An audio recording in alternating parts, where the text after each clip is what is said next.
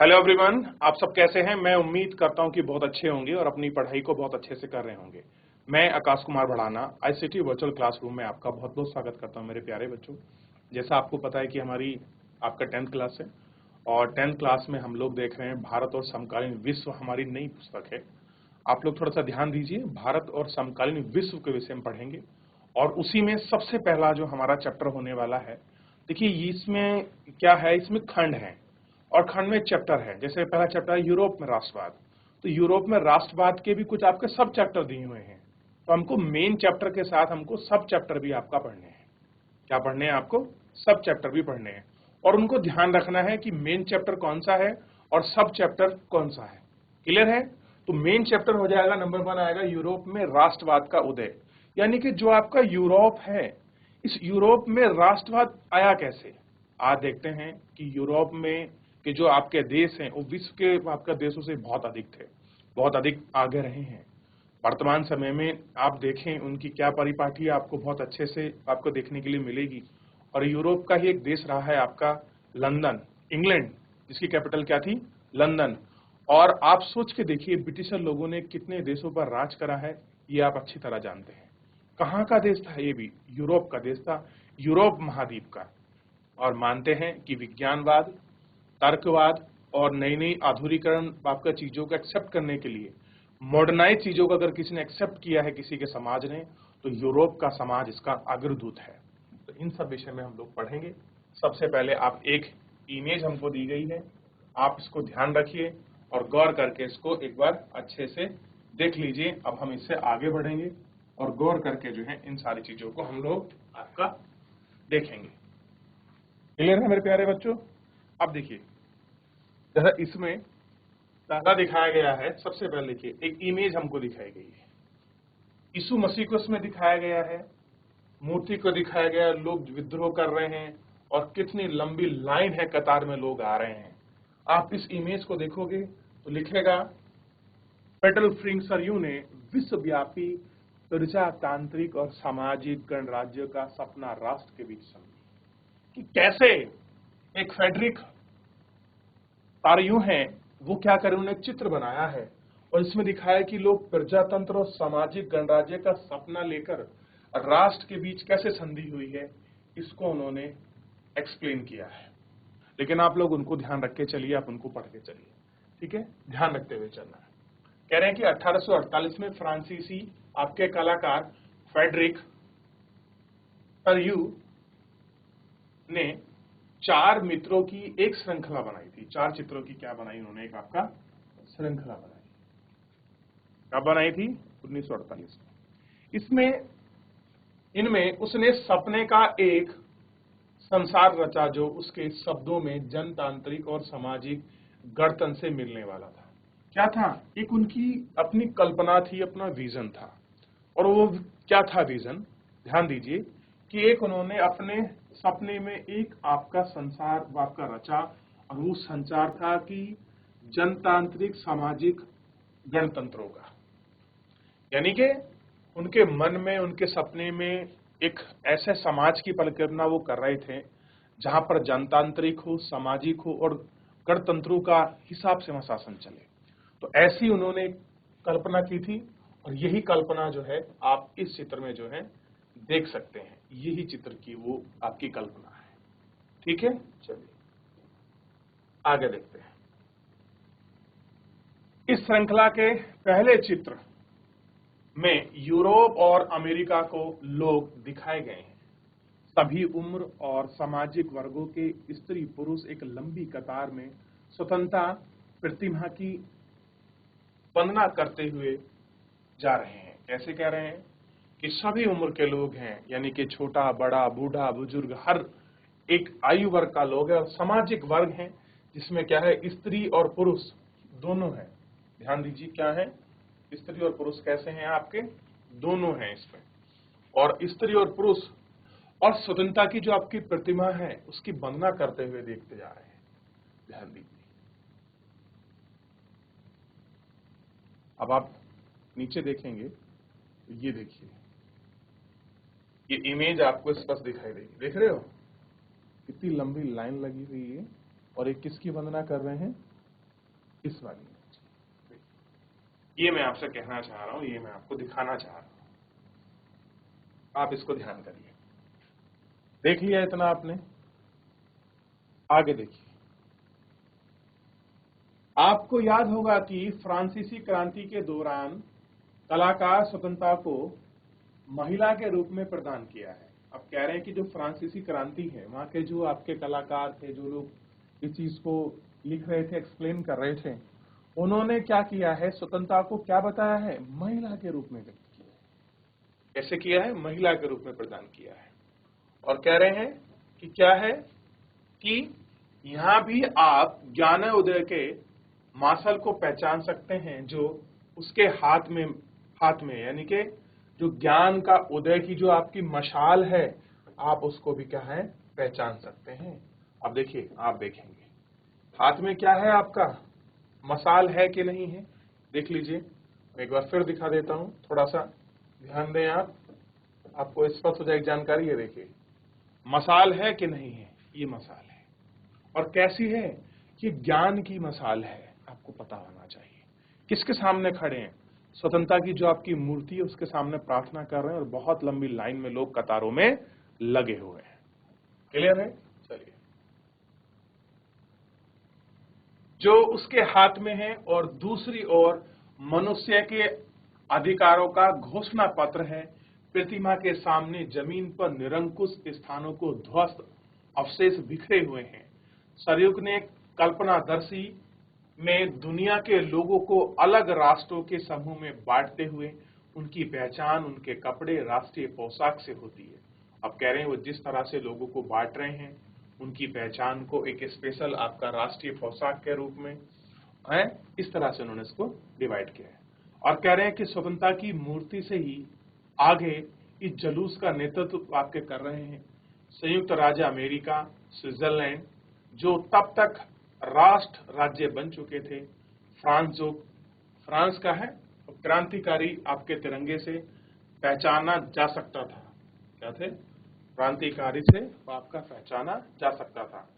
वे क्या है, आपके प्रतिमा के पास अभी अभी आपका पहुंचे हैं। उसके पीछे जर्मनी के लोग हैं, जो काला, लाल और सुनहरा झंडे थामे हुए हैं। अब देखिए कैसे सब आपका देशों के लोग आपके लाइन कतार में लगे हैं, और कह रहे हैं कि उसके हाथ में क्या है, एक घोषणा पत्र है। ठीक, अब ये जर्मनी के लोग हैं, आप इनके झंडों को देख सकते हैं, और इनकी अलग अलग जो वेशभूषा है, जो इनके वो आपका पहनावा है, आप देख सकते हैं। और इसी के आधार पर राष्ट्र राज्यों की जो पहचान है, जो पहचान की कल्पना जो आपका राइटर कर रहा है, वो आपको इसमें देखने के लिए मिलेगा कि किस प्रकार का राष्ट्र राज्य है, क्या उनकी परिकल्पना है। ठीक, तो इसको थोड़ा सा आप लोग समझ सकते हैं। ठीक, अब देखिए, प्रतिमा के सामने जमीन पर निरंकुश स्थानों को, अब एक शब्द आया है, थोड़ा सा ध्यान देना है, निरंकुश, और कहीं कहीं आपको निरंकुशता भी मिलेगा। और आप देखेंगे भारतीय इतिहास में इस शब्द का आपको प्रयोग मिलता है, और जब आप आपका पॉलिटिकल साइंस पढ़ेंगे आपका तब भी जो मिलता है, इस शब्द का प्रयोग मिलता है कि निरंकुश शासन ना हो, निरंकुश चीजें ना हो। ठीक, आइए हम लोग इसको देखते हैं, क्या है निरंकुश। नया शब्द मिला है आपका, निरंकुशवाद। ऐसी सरकार या शासन जिसकी सत्ता पर किसी प्रकार का कोई अंकुश नहीं होता, यानी कि कोई राजा कोई शासन कर रहा है, कोई व्यक्ति, उसको कोई लगाम लगाने वाला, उसको कोई रोकने वाला नहीं है, ऐसे शासन को कहते हैं निरंकुश। इतिहास में ऐसे राजशाही सरकारों को निरंकुश सरकार कहा गया है। अब देखिए, जो भी आपकी राजशाही सरकार होती हैं उनको क्या कहा गया है, आपका निरंकुश सरकार कहा गया है। ठीक, अब देखिए, जो अंततः केंद्रीकृत सैन्य बल पर आधारित और दमनकारी सरकारें होती हैं। ठीक, दूसरा शब्द आया था यहां, ध्यान दीजिए, कल्पनादर्श, यानी कि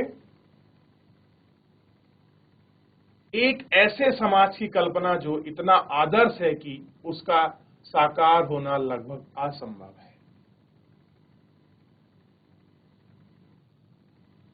क्या बोला गया, इसको गुटोपिया कहा गया है। कल्पना दस को क्या बोला, गुटोपिया, यानी कि ऐसा तुम्हारी सोच, ऐसी कल्पना समाज तुम्हें तैयार करो जो असंभव है। अगर आपकी ऐसी सोच है उसको कहते हैं आपका कल्पना दस। ये आपको इसमें ध्यान रखना है। तो आपको निरंकुशता के बारे में भी पता लग गया, क्या चीजें हो गई। थोड़ा आगे देखते हैं, फिर आगे पढ़ेंगे और इनमें बहुत सारी चीजें हैं जिनको हम लोग देखते हुए, पढ़ते हुए, आपका समझते हुए हम लोग इसमें चलेंगे और इन पर गौर करेंगे। देखिए, बुक नहीं है, थोड़ा सा समझने में आपको प्रॉब्लम हो सकती है, क्योंकि हम यूरोप जो आपका महाद्वीप है, हम यूरोप महाद्वीप के जो देश हैं उन देशों में कैसे स्वतंत्रता आई, कैसे वहां अब आपका डेमोक्रेसी आई, कैसे लोग, कैसे वहां अन्य जो आपके राष्ट्र बने, कैसे जर्मनी, फ्रांस, आपका नीदरलैंड, लम्जबर्ग, ऑस्ट्रिया, और ये बहुत सारे ऐसे देश हैं, फ्रांस वगैरह, जो अस्तित्व में आए, उनके विषय का पूरा उदय की कहानी आप यहाँ पढ़ोगे इस बुक में। अब देखिए क्या कह रहे हैं कि यह दिलचस्प है कि जिस समय सरयू ने यह चित्र निर्मित किया, जर्मन लोग तभी एक संयुक्त राष्ट्र का हिस्सा नहीं बने थे। और कह रहे हैं कि जब उन्होंने यह अपना चित्र बनाया था तब तक क्या था, जर्मनी भी एक संयुक्त राष्ट्र का हिस्सा नहीं बने थे। जो झंडे वे थामे हुए हैं वह 1948 की उदारवादी उम्मीदों की अभिव्यक्ति है। कह रहे हैं कि जो 1948 में उन्होंने जो आपका लिबरलाइजेशन की जो अपनी बातों को रख रहे थे उदार तरीके से, वो उसको व्यक्त कर रहे थे। उनके हाथ में झंडे थे, उदारवादी सोच थी उनकी, उसी सोच को वो व्यक्त कर रहे थे, जिनमें अनेक जर्मन भाषी रियासतों को एक प्रजातांत्रिक संविधान के अंतर्गत एक राष्ट्र राज्य में गठन करना चाहते थे। अब कह रहे हैं कि जितनी भी उनके यहाँ आपका रियासतें थी, और खास कर आपका जर्मन भाषी, जो आपका जर्मन भाषा से संबंधित थी, और जो वहाँ रियासत थी, वो क्या चाहते थे, एक डेमोक्रेटिक कॉन्स्टिट्यूशन बने, और कॉन्स्टिट्यूशन बनने से क्या हो, एक नए राष्ट्र का क्या हो, गठन हो, यानी कि एक नए राष्ट्र का निर्माण हो सके। अब आप लोग जानते हैं कि जहां पर जनता का शासन नहीं होता, जहां पर लोकतंत्र नहीं होता, वहां पर किसी एक दल की सत्ता हो सकती है, एक राजा कोई आपका या कोई एक वंश के व्यक्ति ही शासन करते हैं। तो ऐसे में क्या होता है कि जो जनता होती है उसके अधिकार बड़े सीमित हो जाते हैं। क्या हो जाते हैं, अधिकार सीमित हो जाते हैं, वो अपनी चीजों को व्यक्त नहीं कर पाते, और साथ में उन पे बहुत सारी ऐसी मतलब चीजें आपका लाद दी जाती हैं जो ना चाहकर भी वो हटा नहीं सकते। इसलिए आप देखेंगे दुनिया में सबसे अधिक अगर कोई सा तंत्र अगर लोगों को भाया है तो वो है लोकतंत्र, क्योंकि लोकतंत्र में लोग अपनी बातों को रख सकते हैं, हर तरह से आपका स्वतंत्र हैं और हर चीज के लिए स्वतंत्र हैं, और कॉन्स्टिट्यूशन उनको राइट मिला हुआ है।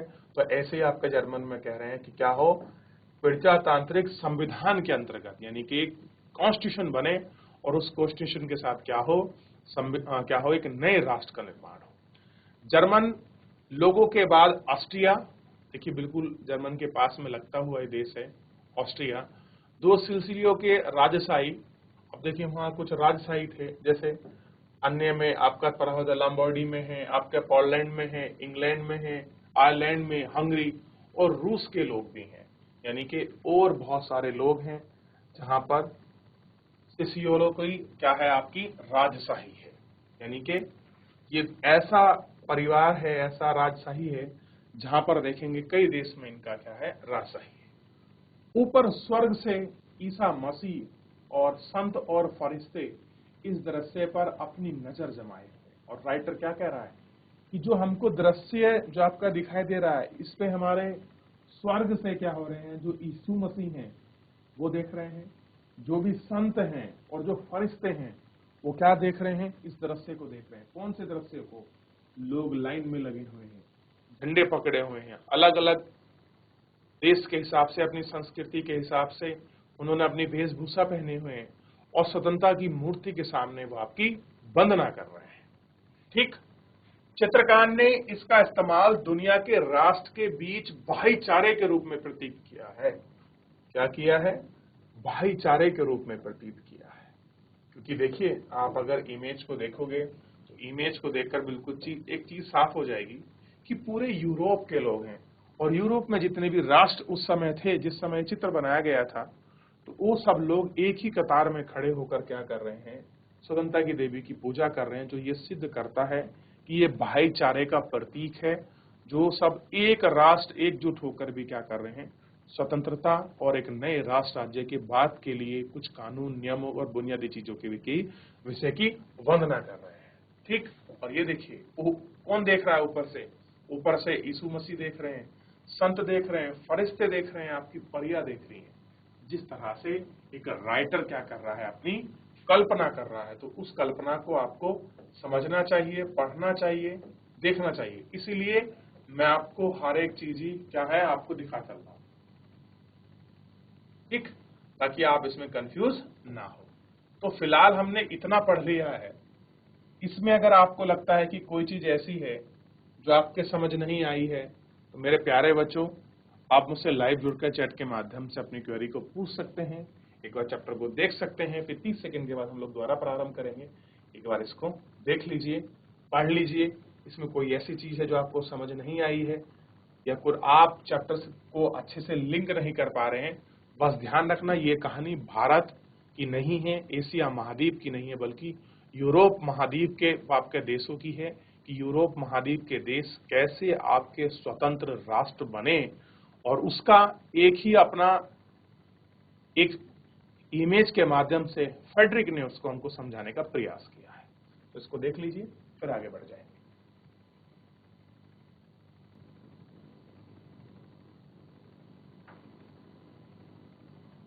देख लिया आप लोगों ने? आगे बढ़ जाए मेरे प्यारे बच्चों, चलिए आगे देखते हैं क्या कह रहे हैं।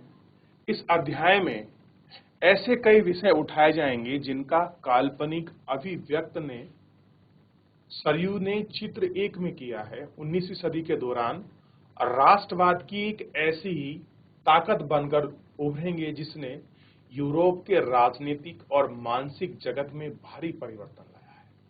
कह रहा उन्होंने एक ऐसी कल्पना की है, ऐसी चीज को अभिव्यक्त मानी को अभिव्यक्त का मतलब उसको दिखाने की कोशिश की है आपके चित्र के माध्यम से।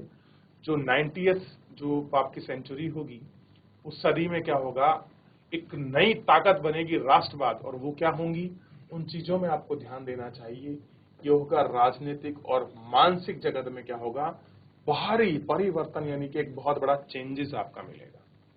इन परिवर्तनों से अंततः यानी कि जो फाइनली हुआ होगा वो क्या होगा, यूरोप में बहुराष्ट्रीय वंश साम्राज्यों के स्थान पर राष्ट्र राज्य का उदय होगा। यानी कि जहां पर आपका बहुत सारे जो वंश या शासन के जो लोग थे वो क्या कर रहे थे, यहाँ शासन कर रहे थे, एक वंश के लोग, उनका अपना साम्राज्य चल रहा था, आपके राजाशाही चल रही थी, वो राजशाही खत्म हो जाएगी और उस राजशाही के स्थान पर क्या होगा, ध्यान दीजिए, राष्ट्र राज्य का उदय होगा। यूरोप में लंबे समय में एक ऐसे आधुनिक राज्य की गतिविधियां व विचार विकसित होंगे, कह रहे हैं क्या होंगे, और आपके विचार क्या होंगे, विकसित हो रहे हैं, जिसमें स्पष्ट रूप से परिभाषित क्षेत्र पर संप्रभुता एक केंद्र की शक्ति होगी। यानी जो भी देश बनेगा, जो भी देश डेवलप होगा, उसमें क्या होगा, संप्रभु क्षेत्र होगा। यानी कि संप्रभु क्षेत्र का मतलब है वो अपने आंतरिक और बाह्य निर्णय लेने के लिए क्या रहेगा, बिल्कुल स्वतंत्र रहेगा, और उसकी पावर क्या होगी, डिसेंट्रलाइज, केंद्रीकृत होगी, विकेंद्रीकृत। इसमें केंद्रीकृत वही मतलब है, ठीक है। लेकिन राष्ट्र राज्य में न केवल उसके शासकों को बल्कि अधिकांश नागरिकों में भी एक साझा पहचान की भावना और साझा इतिहास या विरासत की भावना थी। अब देखिए, राष्ट्र बना है तो केवल राष्ट्र बनना ही नहीं था पर्याप्त, लोगों को क्या हुआ, लोगों के अंदर एक चीज भावना का मतलब होता है फीलिंग आई। क्या फीलिंग होगी कि हम क्या हैं, एक राष्ट्र है, और कैसे हमारा साझा इतिहास है और हमारी एक विरासत है। तो ये फीलिंग जब आएगी तो उससे क्या होगा, आपका एक राष्ट्र का निर्माण होगा। क्या होगा, राष्ट्र का निर्माण, ठीक। साझेपन की यही भावना अंततः काल से नहीं थी, यह संघर्षों और नेता तथा आम लोगों की सरगर्मियों से निर्मित थी। यह अध्याय उन विधियों प्रक्रियाओं पर प्रकाश डालेगा जिनके तहत 19वीं सदी के यूरोप में राष्ट्र राज्य और राष्ट्रवादी अस्तित्व में आएंगे। और कह रहे हैं कि ये जो चैप्टर है उन चैप्टर में इन सारी चीजों को हम लोग अच्छे से पढ़ेंगे। इन पर क्या होगा, इन चीजों पर हम लोग प्रकाश करेंगे कि 19वीं सदी में राष्ट्रवादी अस्तित्व जो है वो किस तरह से आए हैं, ये हमको जो है गौर करके अच्छे से आपका देखना है, ठीक, और इस पर जो है आपका बात करना है, ठीक, इसको ध्यान रखेंगे आप। चलिए, इसमें कुछ पूछना है अच्छे से पूछ लीजिए और देख लीजिए और उस पर हम लोग आपका बात भी करेंगे। अब एक राइटर हुए हैं, उनका नाम है अनरेस्ट रेनन। अब उनके अनुसार राष्ट्र क्या है, थोड़ा सा हम लोग यहाँ इनको जो है गौर करके देखेंगे। इनके अनुसार राष्ट्र क्या है, व्हाट इज अ नेशन। अगर मैं आपसे पूछूं कि भारत राष्ट्र है तो आपके शब्दों में राष्ट्र क्या चीज है। देखिए, भारत तो नाम हो गया किसी भी देश का, हमारे देश का जैसे नाम भारत है किसी देश, लेकिन है तो वो भी राष्ट्र। तो आपकी नजर में राष्ट्र क्या है, मेरे कहने का प्रश्न ये है कि आप किसको राष्ट्र समझते हैं। तो एक फ्रांसीसी आपका फिलोसफर यानी कि दार्शनिक रहे हैं, एक अनरेस्ट रेनन, और 1823 से लेकर 92 तक, और इन्होंने 82 में सॉर्बोन विश्वविद्यालय में दिए गए एक व्याख्यान में राष्ट्र की अपनी समझ को प्रस्तुत किया है। अब इन्होंने एक भाषण दिया और उन्होंने भाषण में बताया कि राष्ट्र क्या होता है, उनके अनुसार आखिर में राष्ट्र है क्या, ये बात को वो आपका परिभाषित करने की कोशिश कर रहे थे। जैसे क्या बताया इन्होंने, कह रहे हैं कि बाद में एक प्रसिद्ध उनका व्याख्यान भी था जो क्या हुआ आपके निबंध के रूप में छपा, जिसका आपका शीर्षक था राष्ट्र क्या है। एक व्हाट इज एन नेशन। इस संबंध में रेनिन अन्य लोग द्वारा प्रस्तावित इस विचार की आलोचना करते हैं और कह रहे हैं कुछ लोग इसकी क्या करते हैं, आलोचना करते हैं, निंदा करते हैं कि अब देखिए है क्या, राष्ट्र समान भाषा, नस्ल, धर्म, क्षेत्र से बनता है। अब ये कहते हैं अगर आप किसी को राष्ट्र कह रहे हैं तो राष्ट्र में क्या होगी, एक ही भाषा होगी। समान भाषा मतलब एक ही नस्ल होगी, यानी कि काले गोरे नहीं हो सकते। अब यूरोप के लोग हैं, केवल यूरोप ही हो सकते, दूसरा नहीं हो सकते। और धर्म और क्षेत्र कैसा होगा, एक ही होगा, तभी आप उसको राष्ट्र कहोगे। अगर ये चीज आप लोग यूरोप में देखोगे तो वहां काले गोरे भी हैं, अमेरिका में भी आप देखेंगे वहां काले गोरे भी हैं। तो क्या अनरेस्ट रेन के अनुसार नस्ल के आधार पर अगर कोई राष्ट्र आपको फुलफिल नहीं करता, क्या वो राष्ट्र नहीं है। देखिए तर्क है, क्यों आलोचना हो रही है। समान भाषा बोलते हैं। अब देखिए जो अफ्रीकन लोग हैं वो अफ्रीकन ही बोलते हैं, जो इंग्लिश वाले लोग हैं जो क्या करते हैं अमेरिकन बोलते हैं। तो भाषा भी कैसी नहीं है, एक समान नहीं है, क्या वो राष्ट्र नहीं है। कुछ लोग मुस्लिम हैं तो कुछ वहां बात के क्रिश्चियन हैं, तो क्या वो भी एक धर्म नहीं है, तो क्या राष्ट्र नहीं है। और वहां क्षेत्र भी डिफरेंट है, क्लियर है, तो क्या राष्ट्र नहीं है। तो इसी आधार पर क्या हुई, अनरेस्ट रेनन की क्या हुई, बड़ी आलोचना हुई कि आप कैसे कह रहे हैं कि अगर समान नस्ल और धर्म नहीं है तो वो राष्ट्र नहीं है। तो उन्होंने अपने व्याख्यान में एक्सप्लेन करके कुछ इस तरह से ही आपका दिया था और उसको समझाने का जो था लोगों को प्रयास भी किया था।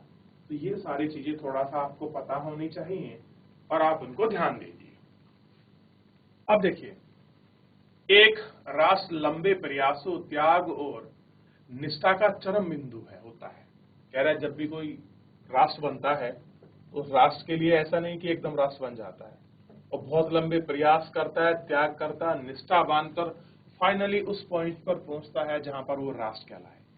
शूरवीरता से युक्त अतीत, यानी कि आप अतीत को देखेंगे, अगर आप भारत का अतीत देखेंगे तो बहुत सारे ऐसे शौर्यवीर हुए हैं जिन्होंने देश की स्वतंत्रता के लिए आजादी दी है। तो कह रहा कि शौर्य वीरता से युक्त अतीत है, यानी कि हमारा पास्ट कैसा है, शौर्य वाला रहा है।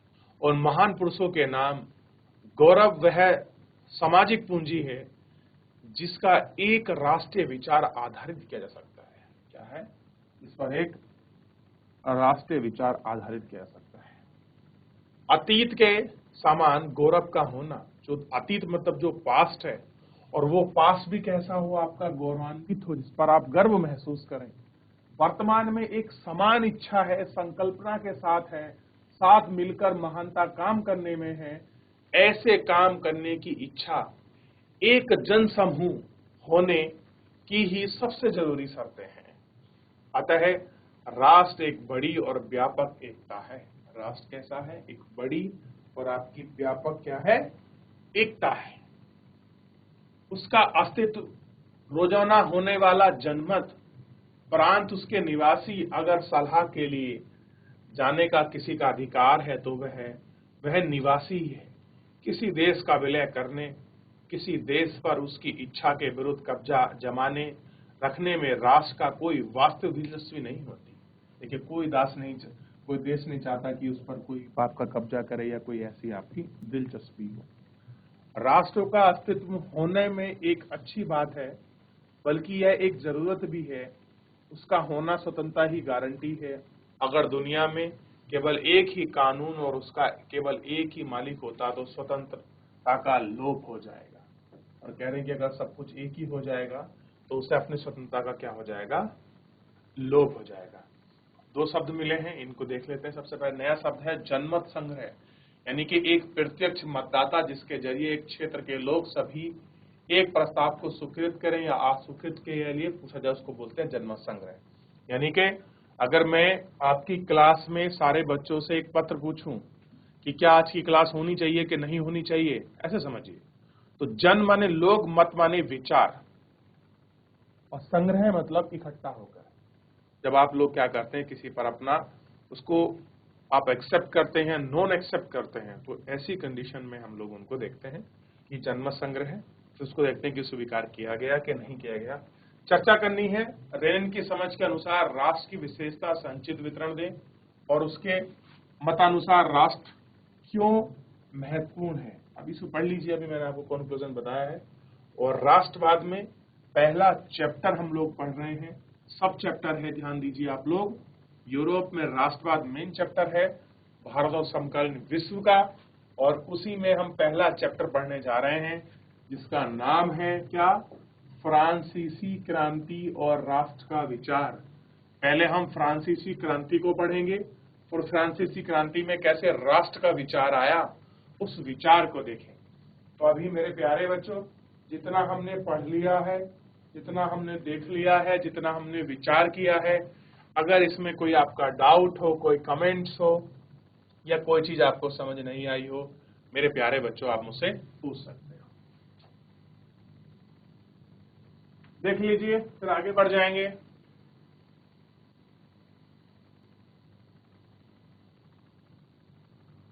देख लीजिए एक बार, और थोड़ा सा आप ध्यान रखना, घटनाएं और प्रक्रिया पढ़ रहे हैं, खंड फर्स्ट है ये, ठीक है, पहला भाग है। देख लीजिए इसको।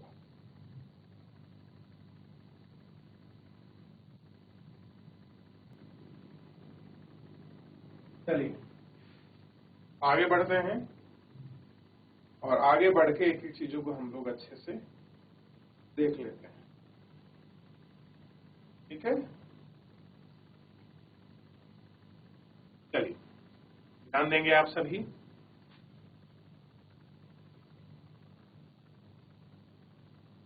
सबसे पहले हमको इमेज दी गई है। इन दोनों जो चित्र हैं, इमेज हैं, आप इनको अच्छे से गौर करके देखिए। फिर आगे बढ़ते हैं और गौर करते हैं। देखिए, राष्ट्र की पहली स्पष्ट अभिव्यक्ति 1789 में फ्रांसीसी क्रांति के साथ हुई। कह रहे कि पहले राष्ट्रवाद कैसे बन पाया, अगर इसकी कहानी को आप देखेंगे तो राष्ट्रवाद के लिए सबसे पहली स्पष्ट अभिव्यक्ति 1789 में फ्रांसीसी क्रांति के साथ हुई। जैसा कि आपको याद होगा, 1789 में फ्रांस एक ऐसा राज्य था जिसके संपूर्ण भूभाग पर निरंकुश शासक का आधिपत्य था। यानी कि फ्रांस पहले एक राजशाही शासन के अधीन था। कैसा था? राजशाही शासन के अधीन था। ठीक, फ्रांसीसी क्रांति से जो राजनीतिक और संवैधानिक बदलाव हुए, कह रहे जो उसमें उन्होंने आपकी क्रांति करी, उस क्रांति से जो उनको आपका राजनीतिक और संवैधानिक जो बदलाव हुए हैं, उससे संप्रभुता राजतंत्र से निकलकर फ्रांसीसी नागरिकों के समूह में क्या होगी, ट्रांसफर हो गई। कैसे होगी संप्रभुता आपका, राजतंत्र से निकलकर क्या होगी, नागरिक समूह में आपका ट्रांसफर होगी।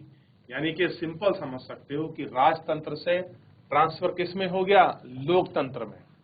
भाई नागरिक समूह के गठन हो रहा है, अधिकार हो रहा है, उनकी बात है, तो क्या है, आपका डेमोक्रेसी है।